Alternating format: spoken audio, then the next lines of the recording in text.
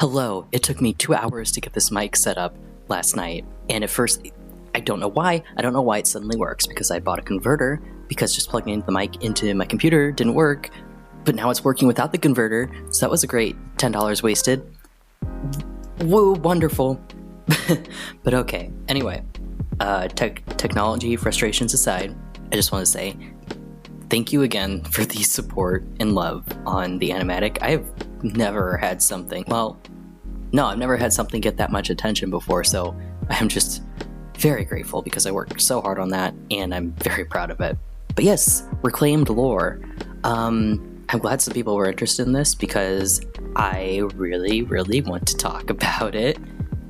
So let's get into that.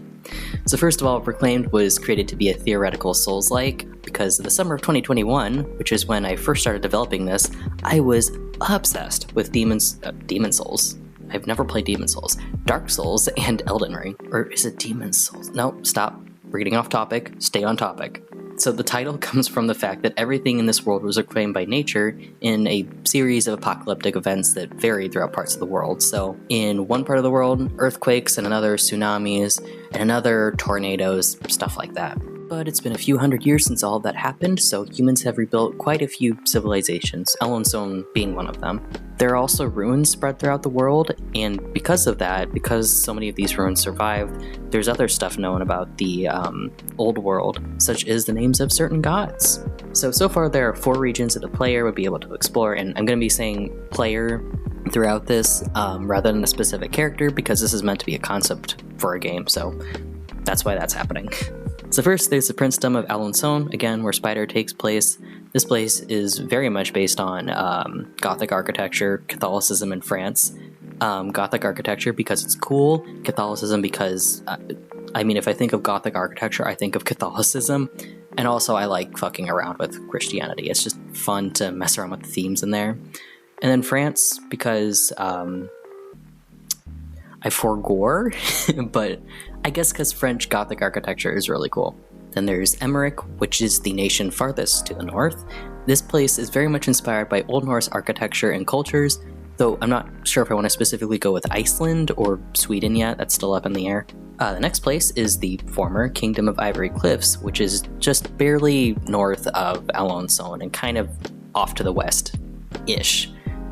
This place is inspired by the Tabernas Desert of Spain, and it was originally going to be the southwest region of the United States, but since this would all be like, what I am taking from real life would all be pre-colonial, and I mean, even if it was post-colonial, I still don't think I'd be qualified to write any of this, anything related to any indigenous American culture, because I'm not indigenous, much less indigenous American. So even though I really love the concept of having a medieval setting with the Southwest United States environment, I don't feel qualified to write it. So I decided to go for a desert in Europe, which it's cool that there is one. I had no idea until I started doing this project.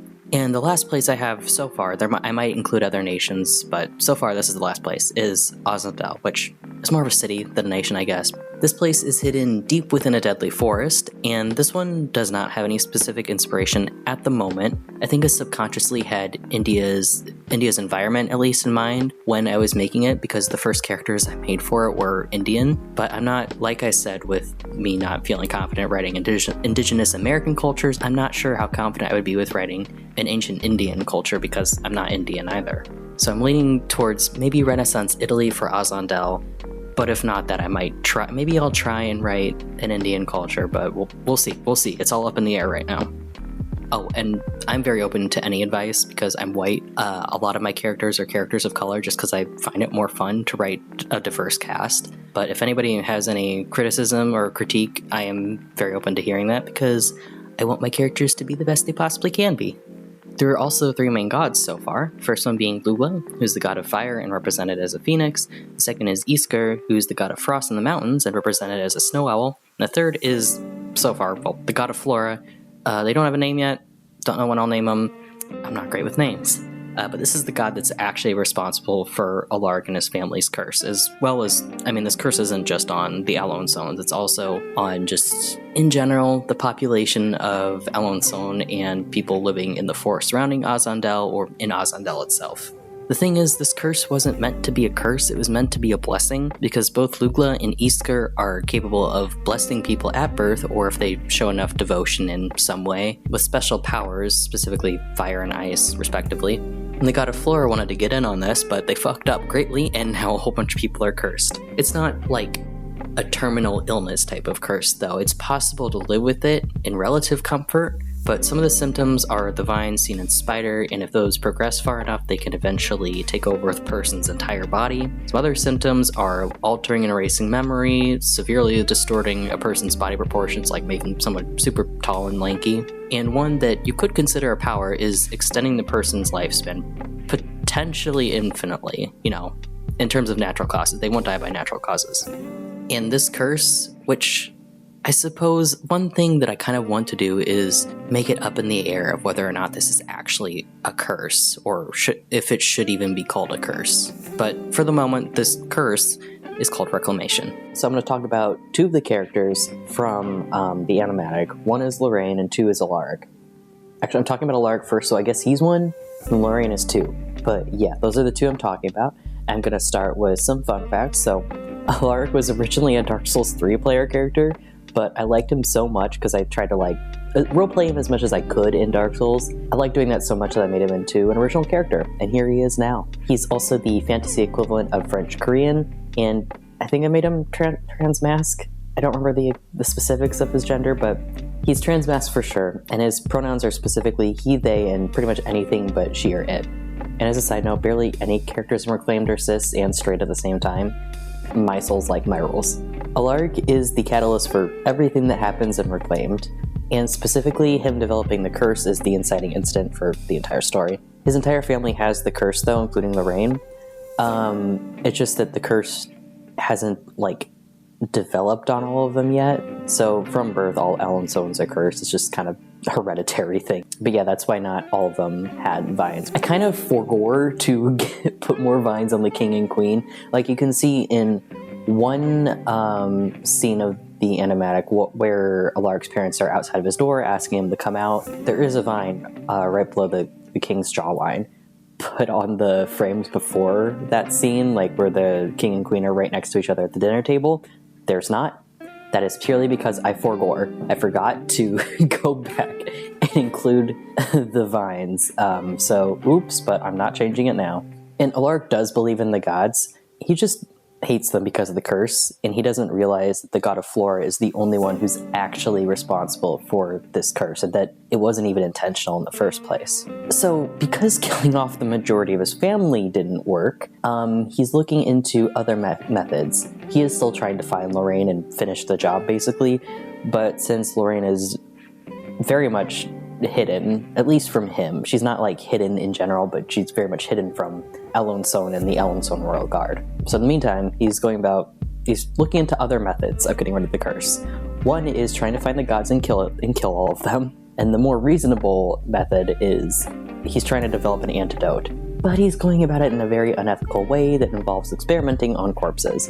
And ironically, it's speeding up his transformation into something that's not quite human, except in the opposite direction of being reclaimed by nature, basically. He's fusing to his armor is basically what's going on, and that idea came from my friend Leon Beldeers on Twitter.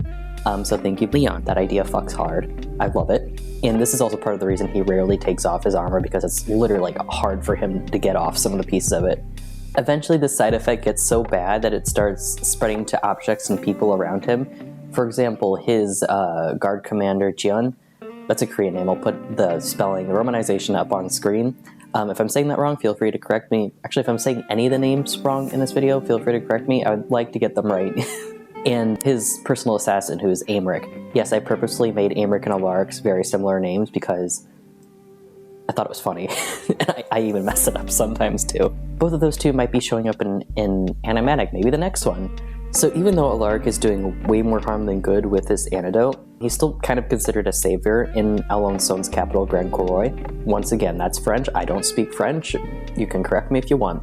And the reason he's being considered a savior by the people of Grand Coroy is because he's promised to help cure them of reclamation. Is he actually going to do that? Debatable. He has sort of succeeded in fighting back some nature, like just not even reclamation, just nature in general from Grand Croix. So it's becoming a bit more grimy and cold and overall just not great. And some people do see this as him actually making progress on curing this curse. Oh, and when I say savior, I mean like he's supposed to be a fucked up and evil Jesus figure. And I know Jesus figures in fictional characters it's very much not new or original at all, but I just really like the whole Catholicism and Christianity in general but fucked up theme. So I wanted to do that, especially since there's already the Gothic architecture, which immediately makes me think of Catholicism. And also, I was just listening to way too much Ghost, so thank you, Ghost. And I mean, I've never made any of my characters a Jesus figure before, so it's new for me. So as an extension of those Catholic themes, his little sister Lorraine is kind of a Baphomet or Satan figure. That's not to say that she's evil. She is very flawed, but overall, she's a good person. And I'm doing this because I just really like the idea of flipping the perception of Jesus versus Satan on its head. And once again, this is very much influenced by Ghost. The time between Spider and the playable game, which would be the present, is around 12 to 15 years, so Lorraine is now in their early to mid-20s. So after Lorraine left Alençon, she intended to head north to the monarchy of Emmerich, but mostly just ended up hanging around in the Kingdom of Ivory Cliffs. I haven't decided exactly what she does in that 12 to 15 year period, but what I do know is that she ends up getting ripped, having some custom-made armor to reflect the royal armor of her home nation, and is accruing a band of mercenaries. Her personality is also drastically changed. Now she's cold, distant, and always on guard, which makes it pretty difficult for her to make friends, and she's like this because of Alaric and what he did to her, of course. That's not to say that she's emotionless, though. They're gathering all these mercenaries together because her goal is to take back Alençon from Alaric, which she's having a bit of an easier time despite her very her icy personality. Despite her icy personality, she's having a bit of an easier time with this because Alaric decided to overthrow the monarchy that was originally present in the Kingdom of Ivory Cliffs, and now it's basically been plunged into chaos. So even though that sucks for the citizens of the Ivory Cliffs, it is working out quite well for Lorraine. And for some fun facts about Lorraine, she's a she-they lesbian, and I'm pretty sure the place that got her name from was Royal Knight Loretta from Elden Ring. Their names sound they sort of sound similar, I guess, but that's where I'm pretty sure I got that from. And she's also the physically strongest character in Reclaimed, and wields a gigantic great axe, because why not? Strong non-binary woman, go burr. So the last thing I wanted to talk about were some miscellaneous tidbits of information. So first off, some characters are really big, specifically Alaric and Lorraine. Alaric is around 8'5", and Lorraine's around 7'6"-ish, I think. I didn't actually look at her character sheet, so it might not be 7'6", but she's at least 7 feet tall. And I decided to do this mostly because I think it's cool, but also it's a visual way to show how powerful and or important characters are. Plus there's some historical precedent for making more important figures larger, like in ancient Egyptian reliefs. But mostly it's because I think it's cool and because Soulsborne does it. The most specific example I can think of is Dragon Slayer armor from Dark Souls 3. It's cool. Along with other factions in Reclaimed, Alaric and Lorraine have their own factions, sort of. So Alaric has the Alençon Royal Guard, which contains 2 other important characters that I think I mentioned earlier, which are Etienne and Aymeric. And Lorraine has her mercenaries, of course, which so far only one other important character is a part of, and his name is Mordred. Yes, Mordred, like in the Arthurian legend. I was very inspired by that legend, and specifically Mordred's Lullaby by Heather Dale. That song fucks so hard. But besides, kind of being inspired because the name's cool and I like the song, Mordred's not very similar to the Mordred in the actual legend, especially not the weird stuff. If you know, you know. So Mordred is kind of not quite a demigod, but a godling, which just means he's the child of one of the gods, and he was cast out from wherever the gods live. Haven't decided on that either. Maybe they don't even live in a place. Maybe they are everything. Who knows? Maybe I should just make this guy his own video, because I really want to talk about him. Oh, and here's the other characters of Reclaimed that I didn't get around to talking about. They might appear in animatics, maybe I'll make them their own videos, maybe this will become a series. I don't know. We'll see, but for now, here's their concept art. If you watch all the way to the end of this, then thank you. I hope to do more stuff with these characters and this world in general on YouTube, especially animatics, because I really enjoyed the last one. and I've actually already got my eyes on a couple of songs that I might want to use. I guess I can say that one of them is by Mars Volta, which I became obsessed with around a year ago, and like my Dark Souls and Elden Ring obsession, it has not really died out. But until then, I'm pretty active on my Tumblr, sometimes active on my Twitter, but less so since I'm trying to move away from Twitter because it's a hellhole. And I do also have my own website, which contains a gallery of all of my art, so you don't have to dig through my Tumblr or Twitter, as well as a hub for my characters, which was very fun to make, but also was so fucking difficult. But it was also very fun. Oh, and I also have permissions open. If anybody is interested in that, there's going to be a link in the description. Thanks. Okay, I'm not really sure how to end this, so I'm just gonna leave y'all with the end screen. And thank you again for watching.